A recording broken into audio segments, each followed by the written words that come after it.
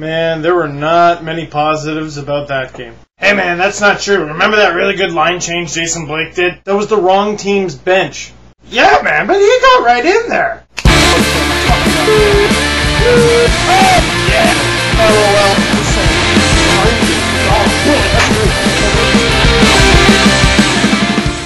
Leafs lose 5-2 to the Boston Bruins. Go Bruins! Ah, shut up. Leafs fans in pretty much every game but one this year, I guess it would be the second game of the year against Montreal, have been able to say, well, at least they were in the game, you know? Because even when the Leafs lose this season, they've been competitive. And I gotta say, yesterday, yeah, they competed hard, but they weren't in that game. The Boston Bruins were going to be the winners of that game no matter what. They just crushed the Leafs into submission. A few players got rocked. John Mitchell left the game after only 9 shifts. He had shoulder separation.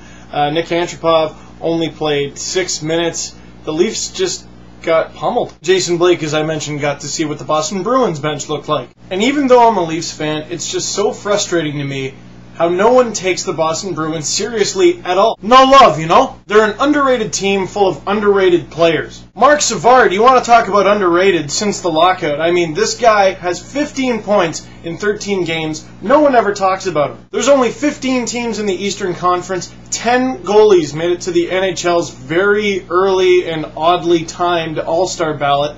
And Tim Thomas was not one of the 10 Eastern Conference goalies on the ballot. He's leading the league in save percentage. You're not impressed with that? What, do you want him to play without pads? This isn't safe! And they managed to snag Blake Wheeler over the summer, a former 5th overall pick, and last night gets his first career NHL hat trick. Always seems to happen to the Leafs. Getting back to the Leafs, something that they've done very, very well this season, and I like that Ron Wilson has implemented this, is shot blocking. However, the problem with that is you need to be prepared when guys go down with injury. Like, for example, your only legitimate top 6 forward, according to Cliff Letch. But I mean, blocking shots all night when you're getting rocked by half the guys on the Bruins is not the most desirable position to be in. Something that just occurred to me, if Antropov misses a couple games, or Mitchell misses a couple games, or the both of them do, what does this mean for Ian White? I mean, the guy's only played 3 games, but he's got a goal, an assist, 2 points, and he's a +1. I figure he would still be in the lineup next game anyway, but now if one or both of those guys are gone, you can give him more ice time. Or you can give Mikhail Grabovski some more ice time. I mean, the guy's been shooting the lights out. He's got his 6th goal. He scored another last night. Way to go, Mikhail. But I don't think the worst part of last night's game was how the Leafs got dominated by the Bruins.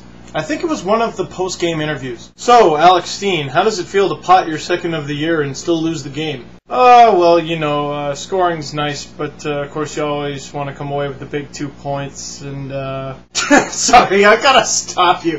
What the heck did you do to your head? Alex, man, you used to have that faux hawk going on. Now you look like Ryan Gosling from Lars and the Real Girl. Interesting movie, by the way. You know, Bianca's a missionary? Weird movie, but a good one. Ow! Oh!